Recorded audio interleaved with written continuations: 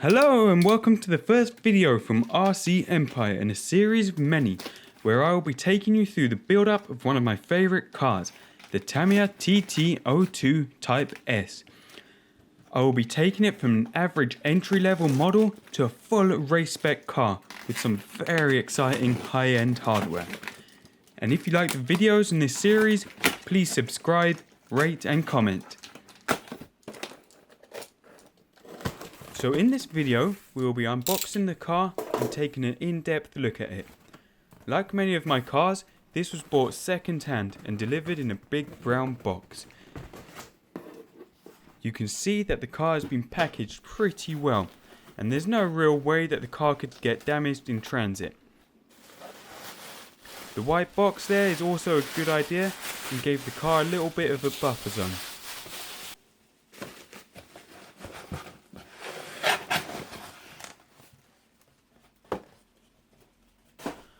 Now, one of the things I love with a second-hand buy is when you get the original box.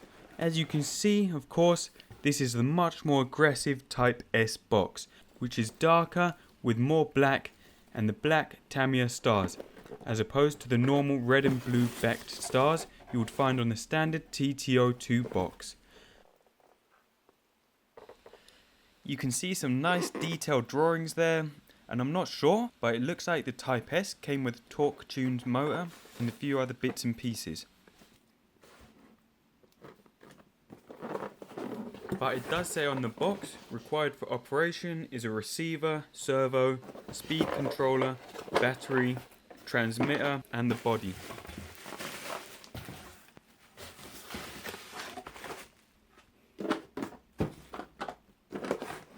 To protect the car, it's been wrapped in a couple layers of bubble wrap, which did the job fine.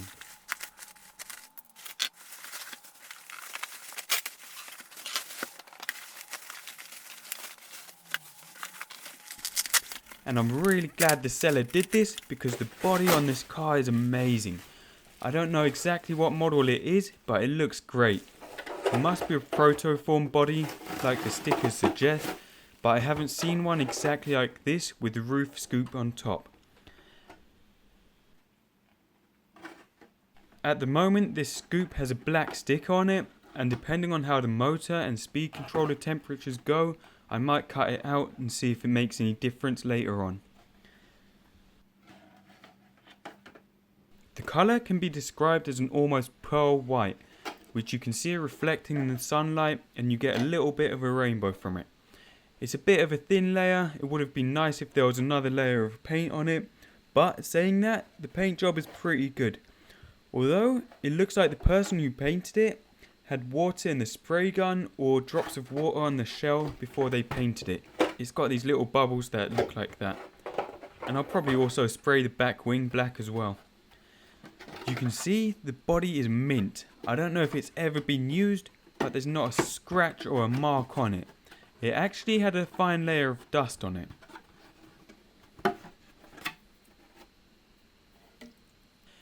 It's also got these foam washers to stop the body rattling around and keep it secure. And the stickers have all been put on nicely, although I might take some of them off.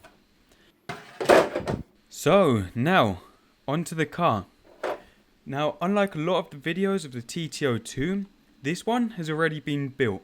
So I'm not sure what diff grease is in there, what oil is in the shocks, but I have already ordered the Hardened Chassis from Hong Kong, or the deck as Tamiya called it, so I'll have to strip it all down and rebuild it anyway, and we'll be taking a look at the internals then. Not that there's much to it, these are generally entry level kits, fantastic ways of getting into the hobby, and they can be picked up pretty cheap. You don't have to throw a lot of money into them to get them running, especially with the standard TT02, which comes with a torque tune or speed tuned motor and a speed controller. In terms of condition, the car is absolutely, as far as I can tell, brand new. Like the body, there's not a single scratch on it. I thought it might have been used for carpet running, but I don't even think it's been used for that. You can see there on the chassis there's also a little bit of dust collected. There are already a number of hop-ups installed on this car, which is one of the reasons I went for this over some of the other ones I found. I will go through those in more detail later on, but you can see the blue aluminium motor mount, drive shaft, front bumper, bumper stopper and prop shafts have all been changed. Interestingly, and something I was not expecting, is the car also comes with a servo, but this is basically a standard analog servo and probably the slowest one I've ever seen. One of the many things I like about this car is the battery holder, which is really nice and simple and quick to access and open.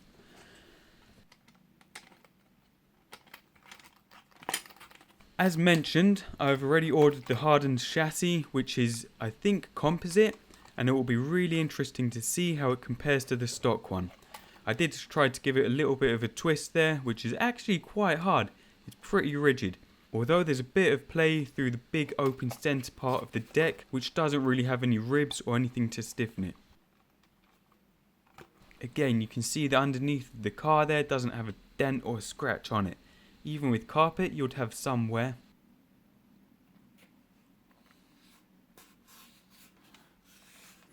You can't tell from this shot, but the front diffs actually seem a lot stiffer than back, maybe even twice as stiff on the front, which means the front end will act more like a locked diff than the back, reducing steering response, but the car will be more stable and predictable through and powering out of the turns, so quite a good race setup. Now these are the Cva Shocks and Springs that came with the Type-S kit, and from what I've read, people are quite happy with them. You can get the adjustable ones, which I might invest in later on, but that depends on how these work out for me.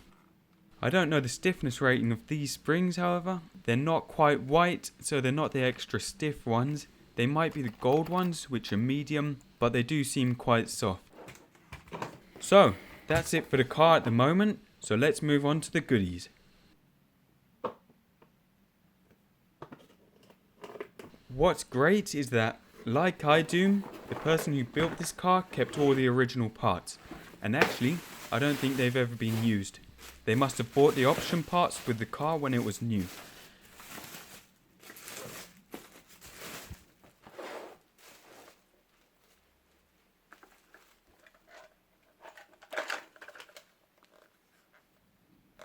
So inside the box we have a little tub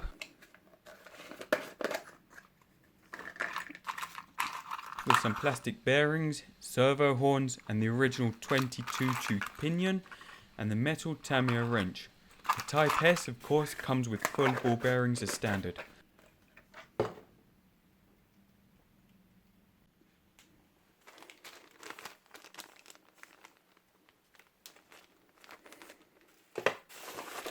And this is the servo that came with the car, Core RC. It's actually a 9 kilogram servo rated at 0.16 seconds and it cost £13, which is nothing.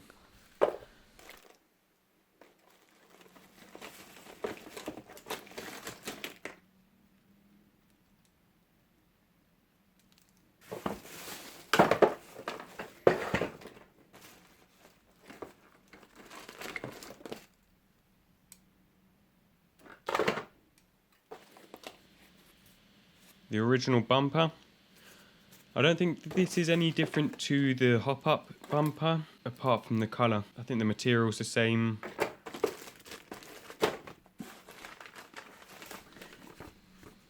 This is just general warnings. Take care when using knives and tools and always disconnect the battery, that kind of stuff. Just a little introduction kind of thing.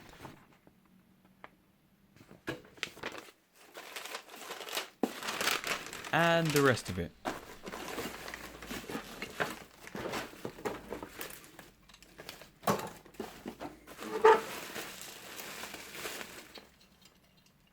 I have never seen a car that has used these covers.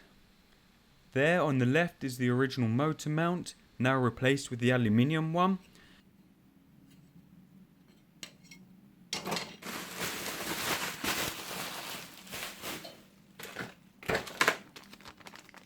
And this is the original shock oil and grease. And of course I've got no idea what's in there at the moment, but it's not very thick. More hardware.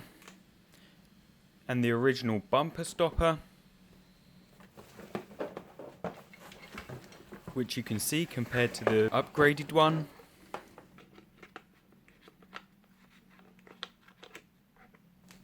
So these are the actual shock towers that came with the TT02 Type-S kit.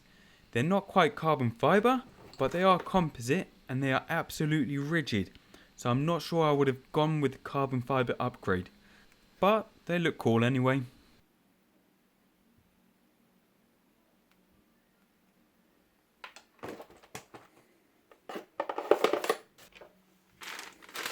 As mentioned, these are the hop-up parts that came with the car. And just to give you an idea of the price of these in the UK and the money that's already gone into this car, that's £4.30, around £6.20, around £4, about £10.50, about £7.60, around £17, £18 for that, £15.60, and about £9.70, £10. From what I've seen, parts in the UK are quite expensive. This we will use when we come to fit the motor to the motor mount and do the gear meshing.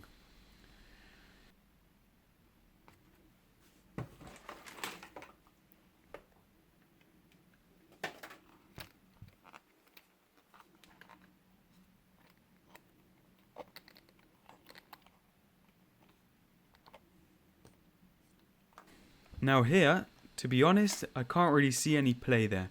The movement that there is coming from the servo saver. But I have already ordered the aluminium linkages, so it'll be interesting to see if there is any noticeable difference. I wonder if the upgraded low friction screw set already installed has made any difference.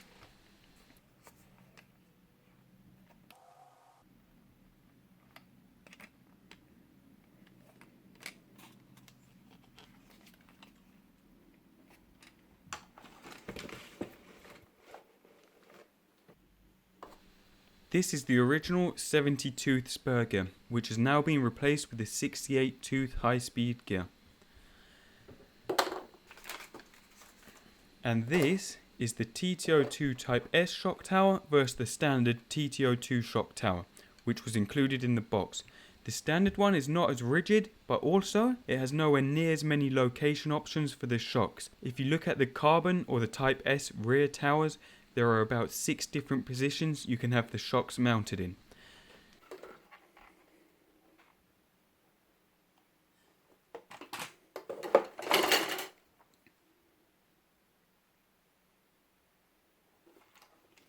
You've got some suspension parts there and a few other bits.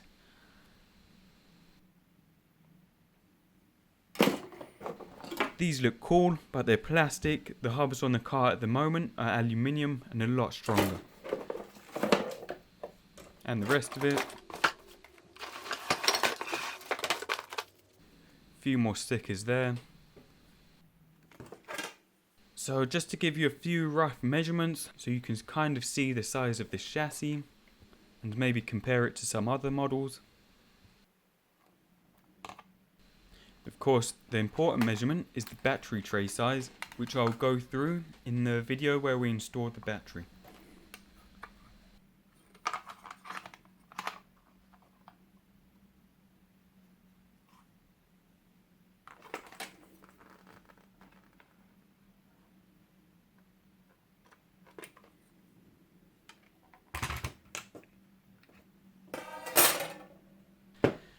And this is a little rolling test. Bear in mind that the grease in the diffs is quite thick.